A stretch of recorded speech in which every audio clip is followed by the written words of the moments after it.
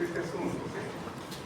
Entonces, la apoptosis es una vía de muerte celular inducida por un programa intracelular,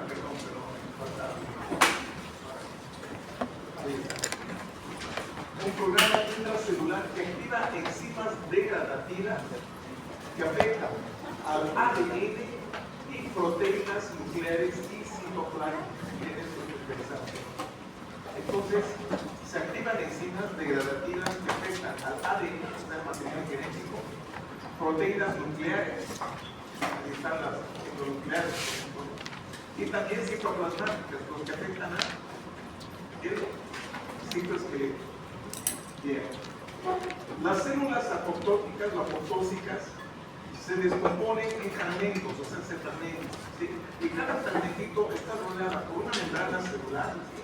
Por membrana celular, y fragmentos también de citoplasma. A estos cuerpos se denominan, o estas estructuras se denominan cuerpos apoptóticos, que contienen porciones del citoplasma y del núcleo, obviamente. Ha sido afectado el núcleo, ha sido afectada las proteínas del citoplasma. Entonces, esta es la razón por la que las células se fragmentan en los cuerpos apoptóticos.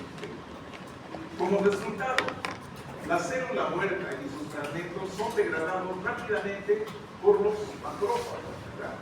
Antes de que salga su contenido. Y es una célula muerta, pero aquí es tan rápida esta fagocitosis de estos fragmentos, de estos cuerpos apoptóticos, que no va a dar tiempo a que salga el contenido. No hay tiempo a que se disuelva la membrana celular y el contenido salga hacia afuera. Por lo tanto, no va a haber reacción inflamatoria, por este motivo. No induce a reacción inflamatoria. Eso es muy importante tener en cuenta, ¿sí? Bien. Entonces, las características generales de la apoptosis, dice acá. Generalmente acá puede deberse, ¿no es cierto?, a una carencia de factores de crecimiento. Ya, los factores de crecimiento son proteínas o grupos de aminoácidos que favorecen la división celular, factores de crecimiento, ¿sí? Existen cantidad de estos factores de crecimiento que los vamos a estudiar con más detalle cuando veamos la parte de preparación. Pero de todas maneras, en el libro de Boris hay una partecita justamente en este capítulo donde habla de las señalizaciones y de la dinámica celular, donde habla de estos factores de crecimiento, ¿sí? Bueno, en la apoptosis hay daño al ADN, dijimos eso, ¿cierto? Se activan enzimas que van a afectar al ADN. Hay una síntesis defectuosa de proteínas. O sea, las proteínas no están bien sintetizadas, no están bien producidas. Bueno, entonces para que ocurra eso, sí, hay ciertos cambios. Por ejemplo, hay unas proteínas de superficie de las membranas celulares, ¿sí?, que son receptoras, no son del tipo de la familia del factor de necrosis tumoral, ¿sí? Bueno, entonces también es interesante esta que hay situaciones en que este proceso apoptótico está mediado por los linfocitos de citotoxina, ¿sí? Pero redondeando el asunto hay que tener en cuenta que la apoptosis ocurre en dos contextos amplios, dice acá. Uno, como parte de procesos fisiológicos normales, como ocurre en la eliminación de células durante la formación de la embriogénesis, y también se presentan este tipo de procesos en mecanismos fisiopatológicos, cuando hay enfermedad. Entonces se produce este tipo de procedimiento, ¿no?, de la apoptosis. Muy bien.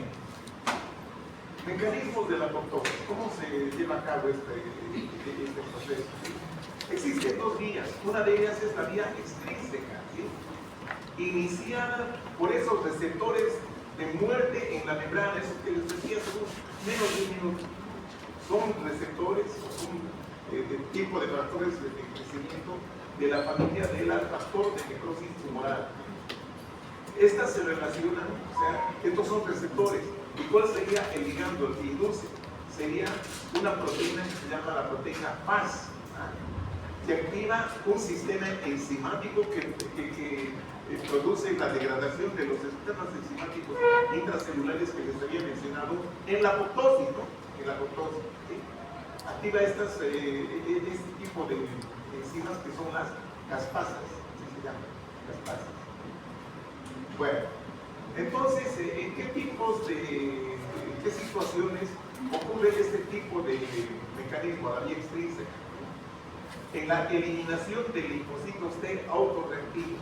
¿Qué significa esto? Normalmente nosotros tenemos linfocitos T ya sensibilizados, generalmente contra factores extraños, no contra nuestros propios tejidos, nuestro propio sistema. Entonces, los linfocitos, el sistema inmunitario en general, tiene ese mecanismo de tolerancia con nuestro sistema. Tolera, ¿sí? Viven en paz. Pero resulta que por alguna razón puede haber de clones, o sea, poblaciones de linfocitos que no reconocen lo que es nuestro, lo que es propio. Entonces reaccionan contra nuestros propios tejidos produciendo enfermedades, ¿cierto? Eso es lo que se llaman las enfermedades autoinmunitarias, ¿ya? Del tipo de lupus eritematoso, artritis reumatoide, en fin, hay una serie. Bueno, y también dice acá, en ciertos linfocitos citotóxicos que participan en la muerte de células infectadas por virus y en células cancerosas. Generalmente este tipo de linfocitos pueden ser citotóxicos, ¿no? Los CD8 positivos, pero también acá están involucrados esos linfocitos que no son ni T ni B, ¿no? Los linfocitos citolíticos naturales, los natural killers. Esa es la cosa. Entonces, de esto se trata de la vía extrínseca, que se inicia por un ligando, o sea, un iniciador que se une a un receptor de muerte celular, que por cierto es de la familia del factor de necrosis tumoral, y activa la vía de las caspasas. Ya vamos a ver el tercero. Y la otra vía, la vía intrínseca, o mitocondrial, que es el principal mecanismo de apoptosis en la vida. Entonces, ¿qué es lo que ocurre aquí? Que hay aumento de la permeabilidad de la membrana externa mitocondrial. Ya saben ustedes, la mitocondria tiene doble membrana, una externa continua y una interna que está pegada, ¿no? Que forma las crestas.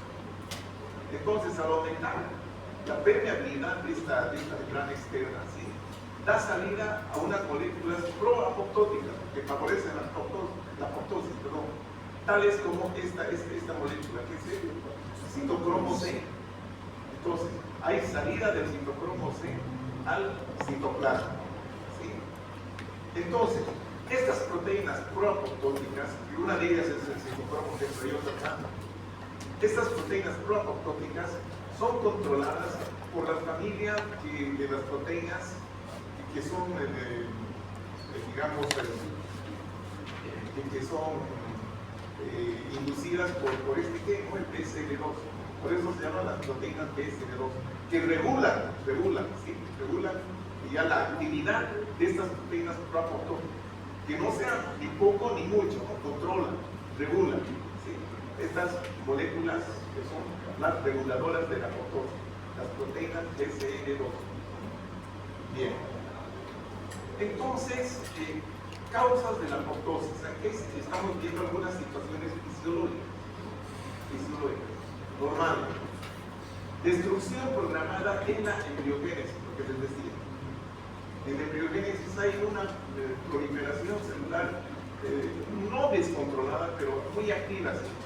¿Ya? Entonces hay células que están de más, entonces esas tienen que ser eliminadas, ¿sí? Luego también existe en la involución de órganos hormonodependientes, tales como las gónadas, ¿verdad? Los testículos en el varón, los ovarios en la mujer, ya involucionan por deficiencia de estímulo hormonal, ¿cierto? Ahora, de lesión celular en poblaciones celulares proliferantes, en aquellas células o en aquellos tejidos que por alguna razón están, digamos, con un índice mitótico muy aumentado, demasiado aumentado. Entonces, han perdido, por alguna razón, digamos, el control del crecimiento.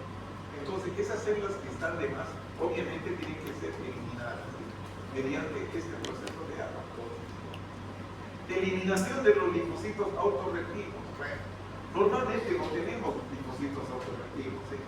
Estos linfocitos, ustedes saben que se diferencian en el timo, los linfocitos T.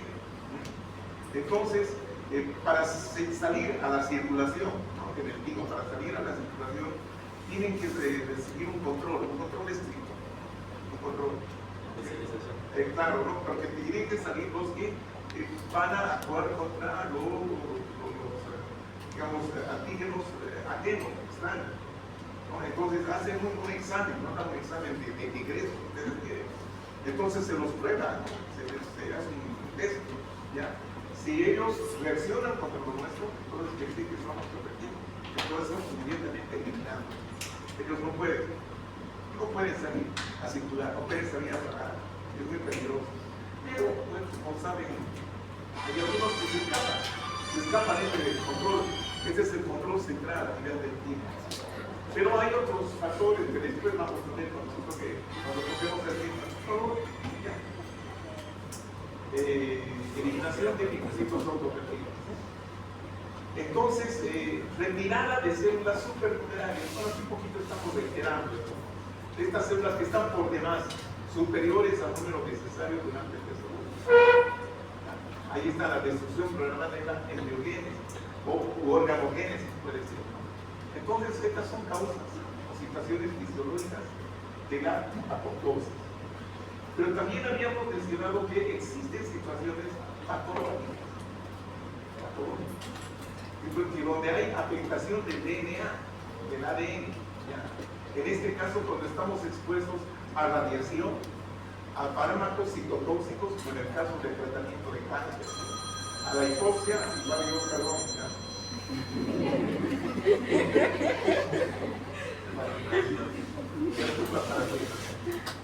hipoxia, dice acá, ¿sí? Acumulación de proteínas mal plegadas. Bueno, estas proteínas mal plegadas se refieren a proteínas que están mal sintetizadas, están defectuosas, con defecto. Entonces, esto puede deberse a una alteración del retículo endoplástico por mutaciones genéticas, o sea, hay, digamos, productos alterados que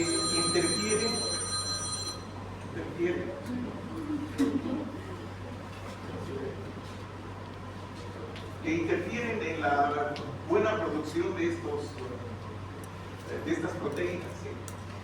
También puede ser por acción de las especies reactivas reducidas, ¿sí? También puede haber alteración de la síntesis de proteínas. Las infecciones por virus, los tumores, el cáncer, en el rechazo de trasplantes también, ¿sí? Entonces va a haber activación de estos mecanismos de la apoptosis, ¿sí? Bueno, también se ha mencionado atrofia patológica en órganos parenquimatosos glandulares, ¿sí?, por obstrucción de sus conductos excretores. Aquí los más proclives son el páncreas, la parótida y el riñón, por ejemplo, esos tres órganos. Atrofia patológica por obstrucción de sus conductos excretores. Entonces, entran en una situación de atrofia. Los órganos más afectados podrían ser el páncreas, como les decía, la parótida y el riñón. Bueno, aquí tenemos un esquema, una figura, donde podemos ver, ¿sí?, las dos vías. La vía intrínseca y la vía extrínseca, ¿no? La vía intrínseca es, digamos, la más importante de los mamíferos. Bueno, aquí tenemos las causas, ¿cierto?, de lesión o de pérdida, disminución de factores de crecimiento, daño al DNA, etcétera, ¿no es cierto?, mal plegamiento de proteínas, etcétera. Entonces, todas estas causas, digamos, afectan a la célula de alguna manera, ¿sí?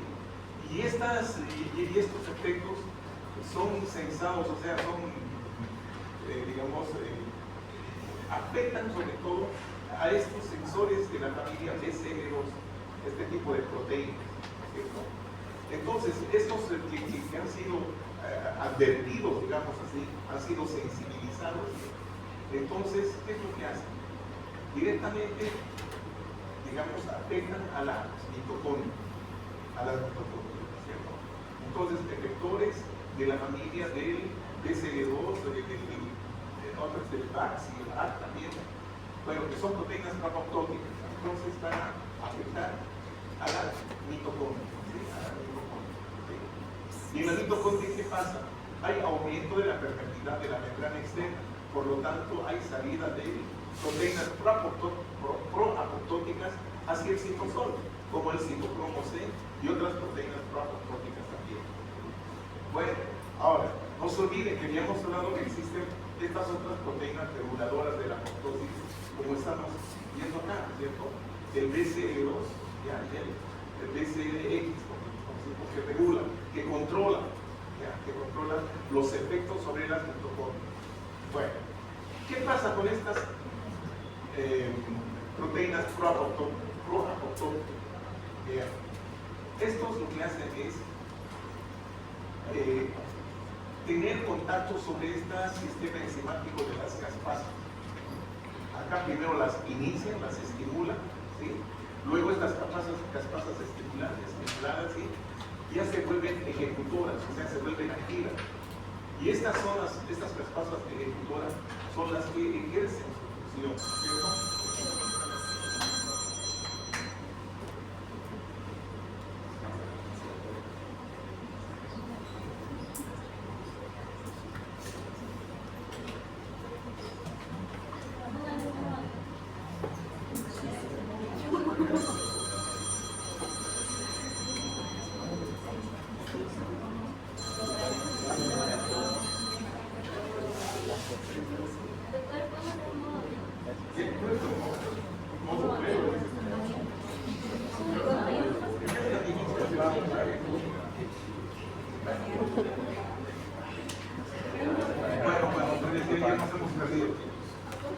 Entonces, habíamos visto estas caspasas ejecutoras.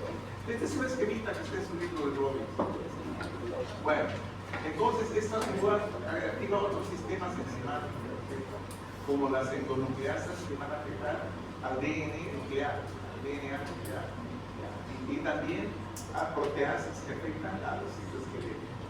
Bueno, entonces acá va a ocurrir una serie de cambios a nivel de la cromatina, ¿no? Primero puede haber una condensación, lo que se llama la cariopignosis, ¿sí? Luego puede haber una fragmentación de la DNA que se llama cariopignosis. Y también, gracias a la destrucción de las proteínas citoesqueléticas, empieza la fragmentación de la célula por restos nucleares y citopláticos, dando lugar a los cuerpos, ¿sí? A estos cuerpos apoptóticos, que inmediatamente son fagocitadas por los o algún tipo de fagocito. Generalmente solo la droga. No hay inflamación, ¿sí? Bueno, morfología de la apoptosis. Ocurre que hay pérdida de volumen celular,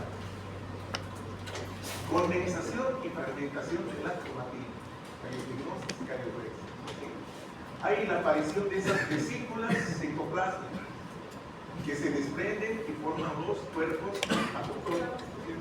Aquí estamos viendo, aquí es una vesícula, ¿sí? Acá se decapita y se forma el cuerpo apoptótico. Bueno, entonces vesículas y cuerpos apoptóticos. Fagocitosis de estos cuerpos, ¿cierto? Y el gran detalle es que hay ausencia de inflamación. Bueno, se han descrito también algunas variaciones, como la necroptosis. La necroptosis es una forma de muerte celular semejante a la necrosis, donde hay inflamación celular. Se inicia de manera similar a la forma extrínseca de la apoptosis, así se inicia. Aquí, pero no se activan las caspasas, ¿sí? Fisiológicamente, dice acá, puede ocurrir de forma normal, puede ocurrir cuando se forma la placa epifisiaria, ¿sí? A nivel del disco iniciario, a nivel de los huesos largos, el crecimiento del hueso largo. Patológicamente puede presentarse en la esteatopatitis, pancreatitis aguda, lesiones de reperfusión. ¿Qué es la reperfusión? Habíamos visto que cuando ocurre, digamos, un stop en la irrigación, porque un vasito se ha tapado por un coágulo o por cualquier razón, está obstruido el vasito, entonces esto impide que la sangre llegue, ¿no es cierto?, al tejido respectivo. Entonces ahí se puede producir una situación de hipoxia, ¿verdad? Por falta de llegada al oxígeno que tiene la sangre. Bueno, claro, es lo mismo. Isquemia. Entonces, la isquemia puede producir hipoxia, claro. Isquemia es la reducción de la fuerza sanguínea. Entonces, ahí hay un detallito. Puede ser que este coagulito, por factores también fisiológicos como la activación de factores fibrinolíticos, ¿sí?, disuelvan el coágulo. Entonces, ese coagulito, esa función, se disuelva y vuelva la sangre. Eso se llama la reperfusión. Y esta repercusión puede ser causa de lesión celular, ¿sí? Puede ser causa de lesión celular, eso es cierto, ¿sí? Y también se puede presentar en estas lesiones neurodegenerativas como la enfermedad de Parkinson, la necroptosis. Hay otra variante que es la piroptosis. Es una forma de muerte celular programada acompañada de fiebre, ¿ya? ¿Y por qué? Porque hay producción de este mediador, que es la interleucina 1, la IL-1. Entonces, esta se encarga de producir fiebre. Este mecanismo se realiza en células infectadas por microbios, no virus, microbios. Se refiere más a bacterias. Entra en acción los receptores inmunitarios innatos, o sea que quiere decir que es el sistema inmunitario con el que el organismo nace, es el natural, innato o natural, que van a activar el inflamasoma. Miren, el inflamasoma. ¿Y qué es el inflamasoma? Es un complejo compuesto por varias enzimas, como las caspasas, ¿sí?, y otras enzimas que están localizadas en el citosol, cuya función es, dice acá, actuar como receptores y sensores del sistema inmunitario natural. Entonces, es un complejo de enzimas, ¿sí?, donde están involucradas las caspasas. Entonces, aquí ese es el inflamasoma, ¿sí? Existe activación de las caspasas, miren, a diferencia del anterior, ¿cierto?, que lleva a la muerte celular. Pero aquí hay producción o liberación de esta interleucina, ¿no? La interleucina 1 es la encargada de producir hielo. Bien. Otros cambios que se producen en la lesión y muerte celular, ¿cierto?, son las acumulaciones de productos. Estos productos pueden ser proteínas, lípidos o carbohidratos, dice acá, ¿sí? Entonces, ¿por qué se pueden acumular? ¿A qué se deben estas acumulaciones de estos componentes orgánicos? Por una eliminación inadecuada de una sustancia normal. O sea, se ha producido una sustancia normal, pero esta por alguna razón, puede ser por razones enzimáticas, ¿sí?, una alteración del metabolismo, que no se la puede eliminar, por lo tanto se acumula. Entonces estamos ahí en una situación de acumulación intracelular. Pero es agua, ¿no?, es inorgánico. Aquí hablamos de compuestos orgánicos, proteínas, hidratos de carbono, grasas. Entonces, acumulación de una sustancia endógena anómala, o sea, una sustancia que produce nuestra propia célula, pero en forma alterada, una sustancia endógena alterada. Como está alterada, entonces no puede recibir, digamos, un tratamiento metabólico normal, porque está alterada, está totalmente alterada. Por lo tanto, no puede ser metabolizada, porque está alterada. Y al no metabolizarse, se queda ahí, acumulándose, ¿cierto? Bueno, y aquí viene, esto viene a ser parte de lo mismo, ¿no es cierto? falta de degradación de un metabolito, dice, por carencias enzimáticas hereditarias. O sea, por un problema hereditario de un gen, una mutación de un gen que codifique alguna enzima, ¿sí? Ese gen está alterado. Entonces, está produciendo enzimas de mala calidad. Entonces, esas enzimas que están mal hechas no van a cumplir su propósito, ¿verdad? Entonces, no van a degradar ciertos productos que tienen que ser degradados para ser eliminados. Entonces, se acumula. Bueno, también puede ser depósito o acumulación de sustancias exógenas que vienen de afuera, ya que pueden ingresar, digamos, con la dieta, etc. Una sustancia exógena anómala, alterada, ¿sí? Ya es una sustancia exógena alterada, ya que nuestro sistema, nuestra célula, no tiene el material enzimático adecuado para degradarla. Puede ser eso. Entonces, ¿qué es lo que ocurre? Ese material. ¿Sí? Exacto. Bueno, vamos a ver algunos ejemplos. Acumulación de lípidos. Los lípidos pueden ser simples o sencillos o bien pueden ser lípidos complejos. Entre los más simples están el colesterol, el triglicéridos y tal vez algunos ácidos grasos. Entonces, ¿qué es esta cosa? Es lo mismo que habíamos visto antes. Es la acumulación, ¿sí?, de triglicéridos principalmente en el hígado, produciendo lo que se llama el hígado graso o el cambio graso que hemos dicho, lesión reversible. Si es muy intensa la cantidad acumulada, ¿sí?, puede producir una fibrosis hepática, lo que puede llevar a una insuficiencia hepática y muerte del paciente. Este tipo de condición de esteatosis es frecuente en el alcoholismo crónico, desnutrición, obesidad, diabetes mellitus y tratamiento con corticoides. Aquí hay algunas diapositivas que ya les hemos visto. Por ejemplo, el hígado graso aumenta de tamaño y varía su color, un café amarillento, bastante intenso. Aquí vemos entonces la histología. Ahí está el lobolillo hepático, podemos ver que es una tríada, ¿dónde está la tríada? Bueno, entonces vemos acá las gotitas, que son gotas visibles, grandes y pequeñas, macro y microvesiculares, esta cosa, cambio gráfico. Bueno, vemos otro tipo de grasas, por ejemplo, el colesterol y los ésteres del colesterol. Aquí también se pueden acumular, ¿ya? Pero puede ser inclusive acá de forma extracelular, acumulación de forma extracelular, como en el caso de las aterosclerosis, a nivel de las arterias. Los santomas, ¿ya? Estos santomas no son nada más que acumulaciones de macrófagos cargados de colesterol o sus ésteres.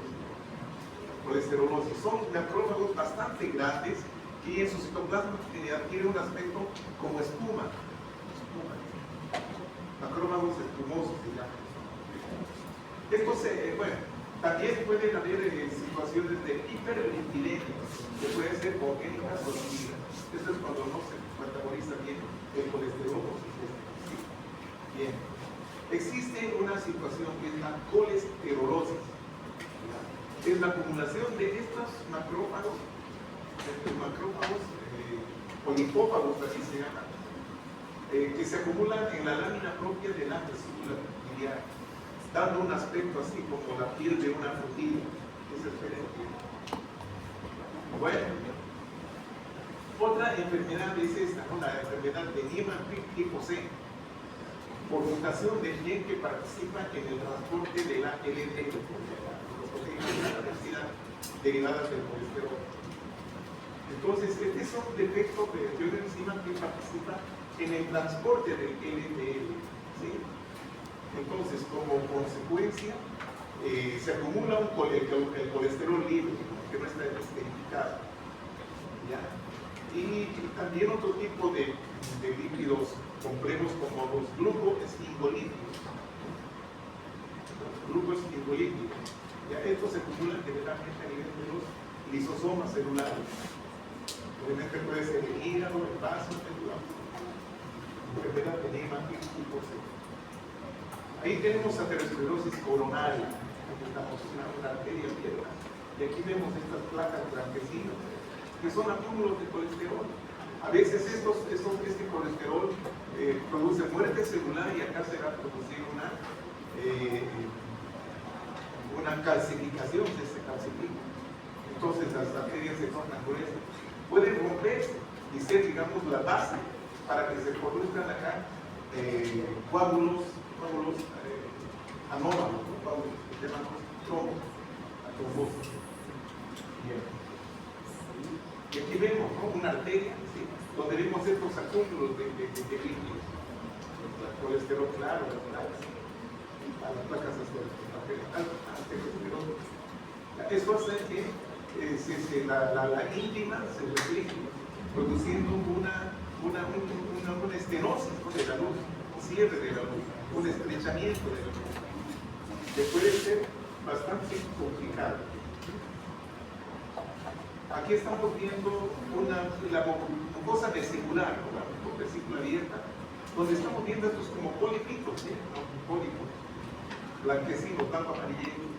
Se ven la colesterolosis, que si vemos al microscopio vemos un polipito aquí, por motivos de preparación de la técnica, ¿sí?, se ha desprendido un poco el epitelio superficial. Es un epitelio cilíndrico, sí. Aquí está la lámina propia. Miren acá, miren estas celulitas. Esos son los macrófagos espumosos. Los macrófagos espumosos. Bueno. Otras acumulaciones intracelulares, como de otros lípidos complejos, como ocurre en la enfermedad de Gaucher. Es una enfermedad hereditaria poco frecuente. ¿Sí? Entonces, acá hay un déficit de una enzima, una enzima que se llama la glucocerebrosidasa, que al no metabolizar a los glucocerebrósidos, estos se acumulan. Generalmente a nivel del vaso, hígado, pulmones, huesos y a veces hasta en el cerebro.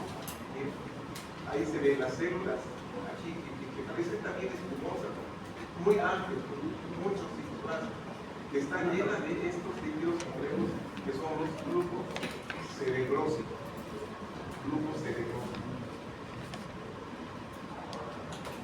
Acumulación de proteínas.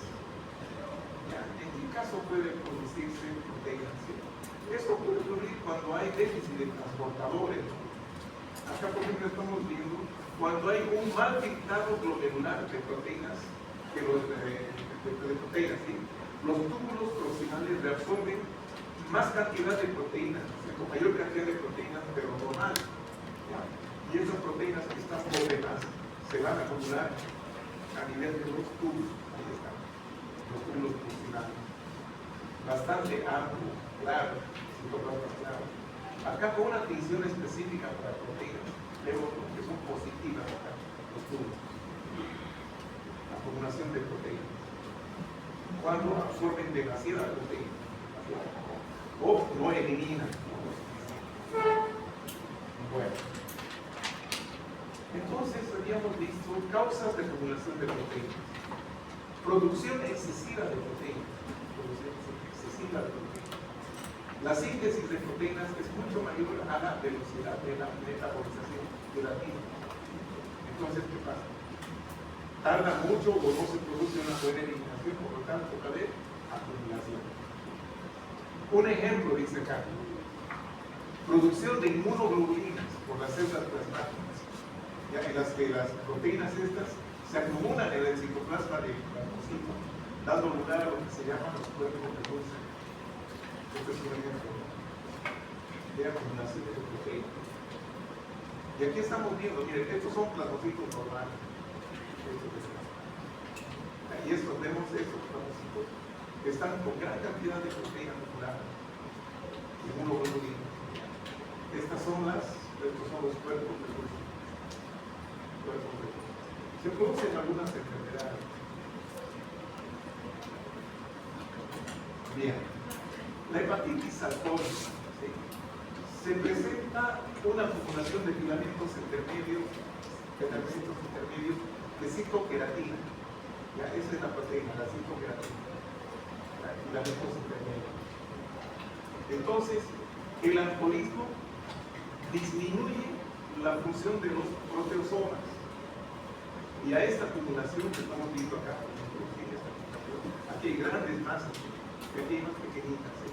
Se llaman los cuerpos de Marley, que característicamente se encuentra en la hepatitis alcohólica. El proteosoma también es un complejo proteico, digamos, grande, que se presenta en casi todas las células mamíferas. Inclusive se puede ver algunas células bacterianas. Entonces, este complejo de proteínas, de enzimas proteolíticas, participan en la degradación de estas proteínas alteradas, en un mecanismo que se llama la proteólisis. Pero cuando no hay estas enzimas, por alguna razón, el alcoholismo es una de esas causas que bloquean la acción de estos proteosomas. Entonces se produce la acumulación de estas proteínas que son no necesarias, que son innecesarias, o también pueden estar dañadas. Esto ocurre en el alcoholismo. ¿Sí? Bien. Otras acumulaciones. Aquí vamos a hablar un poquito de hidratos de carbono. Acá principalmente es este compuesto que es el glucógeno, que es la forma de almacenamiento de la glucosa. Así se acumula, así se almacena. ¿Y dónde se almacena? Principalmente en los hepatocitos, músculos estriados, puede ser esquelético o cardíaco. Aquí estamos viendo músculo cardíaco y estas zonas claras, que son depósitos de glucosa. A estas enfermedades se conocen como las glucogenosis.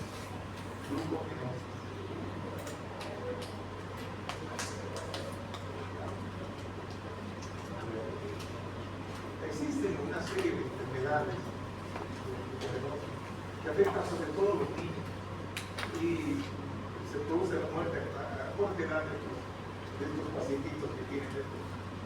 Hay una que es la enfermedad de Pompe, la enfermedad de Macarre y la de Bonquier. Son tres tipos de glucogenosis, hereditarias obviamente. Acumulación de pigmentos endógenos. Uno de los principales pigmentos es el pigmento de envejecimiento, de desgaste, la lipofuncina. Estos tienden a acumularse en órganos nobles, como ser el miocardio, que están teniendo un color café, amarillento y dorado. Y también en las células nerviosas, la lipofuncina. Otro pigmento endógeno que puede acumularse es la hemosiderina, sobre todo en aquellos órganos que han sufrido algún tipo de hemorragia. Otro pigmento endógeno es la melanina. Aquí estamos viendo, ¿no? Una alteración que se llama acumulación de melanina en el colon. Se llama la melanosis cólica. Miren, la glucosa totalmente pigmentada. Si vemos a la microscopía, ahí está la glucosa colónica. Y aquí está el pigmento, miren, todo eso, el color café oscuro. Ahí está la melanina. Bueno, pasamos a otro y vamos a hablar de la calcificación patológica. Bueno, es la consecuencia de una combinación de afectaciones acumuladas. Generalmente se deben a la acción de las especies reactivas de oxígeno. Entonces esto puede afectar a los tejidos de diversa forma, ¿no? Reducción de su capacidad replicativa, o sea, de su división celular, de la multiplicación, se reduce. A hay menor capacidad de reparación del DNA dañado, del ADN dañado. Homeostasis, o el metabolismo de las proteínas defectuosas, justamente por alteración, ¿sí? Alteración de los sistemas enzimáticos que de alguna forma se alteran. Bueno, entonces, esto nos puede llevar a una situación de acumulación de este opuesto, no el calcio. Entonces, existe depósito anómalo de sales de calcio en tejidos blandos. Todo esto nos puede llevar a eso, depósito anómalo de sales de calcio en tejidos blandos. Volvamos un poquito a la anterior clase. Dijimos en situaciones de lesión irreversible existe un momento en que se produce la activación de los sistemas enzimáticos.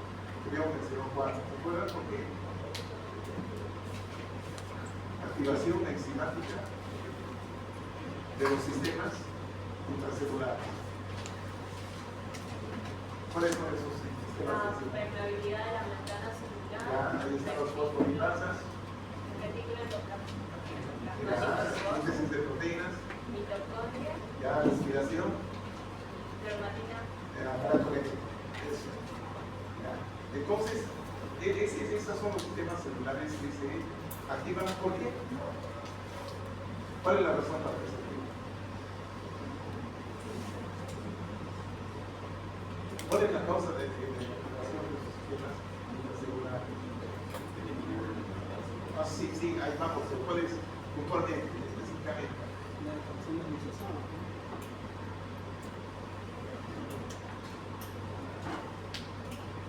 Estamos en el tema.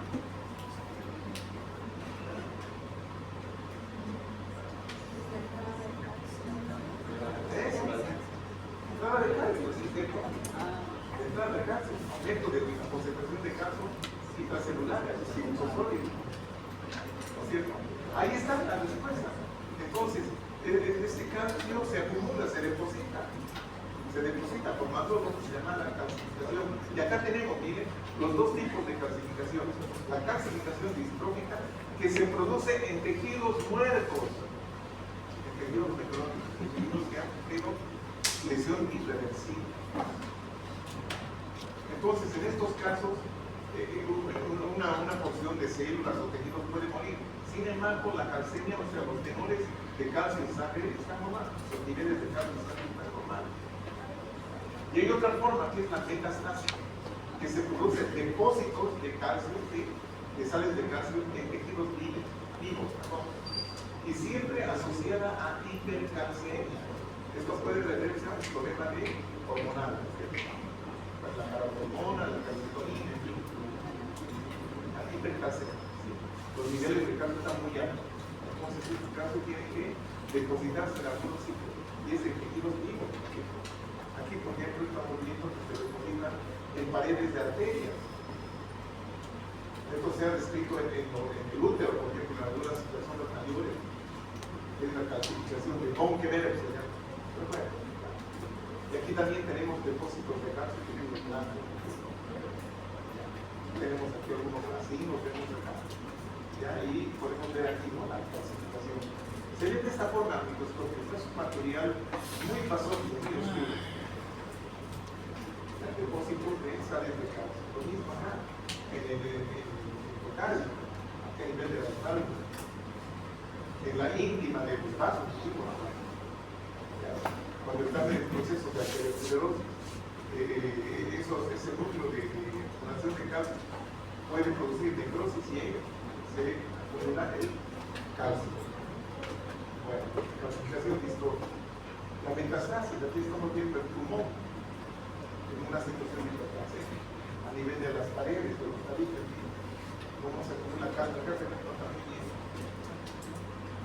Calcificación metastásica en tejidos vivos. Bien. Adaptaciones, aquí vamos a hablar un poco de las adaptaciones. ¿Sí? Adaptaciones del crecimiento y la diferenciación celular. Son cambios reversibles en tamaño, número, actividad metabólica o funciones de una célula. ¿Sí? Acá tenemos la hipertrofia. La hipertrofia es el aumento del volumen de la célula. Sí, así es. A diferencia de la hiperplasia, que es el aumento en número. Volumen, número. ¿Ya? Y ese aumento del número puede ser una causa fisiológica, ¿sí?, o patológica. Luego tenemos la atrofia, ¿sí?, que puede ser por desuso, por deprivación de las hormonas, de estas hormonas, o la metaplasia, que es un cambio de un tejido original por otro más resistente, pero también diferenciable. Esa es la metaplasia. No. Claro, puede haber, pero normalmente es un cambio de un tipo de epitelio por otro.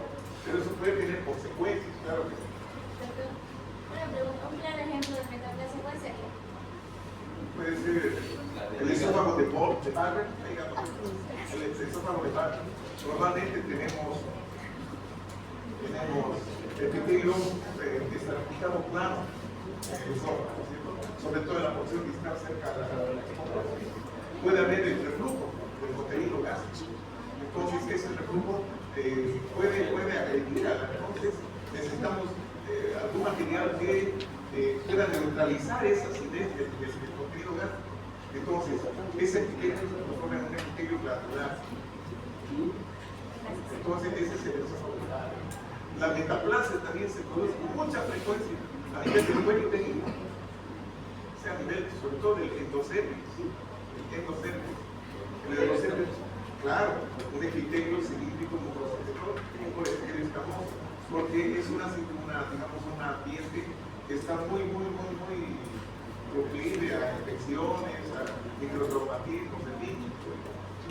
Bueno, y hay también metaplasia a nivel del estómago. Empiezan a aparecer células caliciformes en el estómago, por ejemplo, que no tienen por qué haber células caliciformes. Eso por algunos desequilibrios en la acidez de figuras. Entonces aparecen a veces células caliciformes. Eso se llama metaplasia. Bueno, lo mismo en el pulmón, ¿no? Los bronquios, los pulmones. Bueno, esta es la atrofia. Esto es una comparación de un tejido normal con un tejido atrófico, seguramente una persona mayor. Es que esto es por deprivación hormonal. Acá tenemos algunos ejemplitos, ¿cierto? Acá está, es una célula miocardia, un miocico normal. Aquí tenemos un golpe de corazón normal. Entonces, cuando está el miocico normal sometido a una sobrecarga de trabajo, puede ser una hipertensión, digamos, hipertensión arterial, entonces el músculo cardíaco trabaja más. Es como que quisiera fisiculturismo. Entonces, esta célula aumenta su tamaño para adaptarse justamente a esa situación de sobrecarga de trabajo. Entonces, aumenta su volumen y de esto se llama la hipertrofia. Y miren el músculo hipertrofiado en comparación al músculo corporal. Aquí estamos viendo una situación de lesión celular. En una situación reversible, por ejemplo, pueden aparecer estas vesiculitas, no sé, que si se suspende, digamos, la agresión, esto puede volver a lo normal, pero si es más profunda la cosa, entra a una situación de muerte celular. Este es un ejemplo, por ejemplo, es la necrosis coagulativa, ¿no? Cuando hay necrosis isquémica, este infarto de miocardio, necrosis coagulativa. Aquí tenemos otro ejemplo de vestíbulo izquierdo hipertrofiado. Right. Ahora, cuando hay, digamos, un aporte exagerado de hormonas, por ejemplo, los estrógenos en una mujer, entonces lo que va a producir es una hiperplasia de endometrio, hiperplasia endometrial. Lo mismo del varón, puede dar lugar a la hiperplasia de una cosa.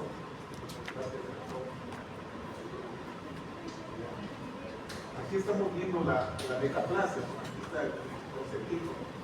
Es un cambio todavía reversible en el que una célula diferenciada se sustituye por otro tipo de célula más resistente, pero también diferenciada. Aquí no estamos entrando en el terreno de la neoplasia, ni la displasia, es una metaplasia, es un cambio. Ahí estamos viendo, ¿no? El epitelio columnar, normal, ahí está el esquema, ¿sí? Aquí está la célula tercera, ya. Y cuando está sometido, pues, es toda una inflamación continua, entonces esta cambia, ¿no? Se cubre con un epitelio más resistente, que es el epitelio estratificado blanco, escamoso. Por eso se llama metaplasia escamosa. Aquí tenemos el bronquio de un fumador empedernido. Ahí está la cartílago, sí, ahí está la mucosa, los mucosa, pero aquí está la tabla de las mucosas. ¿Sí? Ahí está el epitelio. El epitelio, el bronquio, normalmente, ¿cómo es? Se ve estratificado. Cilíndrico, Ciliado. ciliado. Pero aquí este epitelio está muy cerca. Bueno, ojo.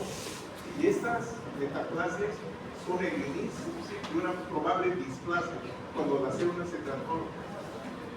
Y se va transformando, entonces ya se produce la neoplasia, ¿no? Que es el carcinoma bronquial.